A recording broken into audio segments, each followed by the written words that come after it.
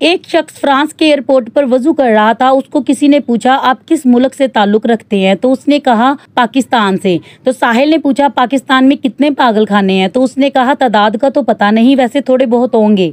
साहिल ने कहा, यहाँ तो बहुत सारे पागल खाने हैं और मैं यहाँ एक पागल खाने के अस्पताल में डॉक्टर हूँ। मेरी पूरी उम्र इस तस्दीक में गुजर गई कि लोग पागल क्यों होते हैं और पागलपन से बचने के लिए एहतियाती तदाबीर क्या करना जरूरी है। ये तहकीक के मुताबिक जहाँ बहुत सारी वजूहात हैं, एक वजह यह भी है कि लोग अपनी गर्दन के पीछे वाला हिस्सा खुश्क रखते हैं।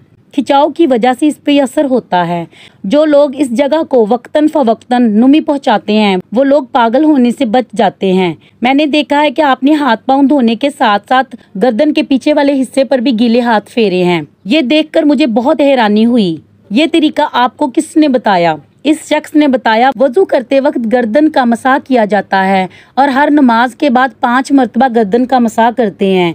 ये बात हमारे प्यारे नबी करीम सल्लल्लाहु अलैहि वसल्लम ने बताई। डॉक्टर कहने लगा, इसलिए आपके मुल्क में लोग कम तादाद में पागल होते हैं। अल्लाह अकबर। एक डॉक्टर की पूरी जिंदगी की तहकीक नबी करीम सल्लल्लाहु अलैहि वसल्लम के बताए हुए छोटे से अमल पर आकर खत्म हो गई।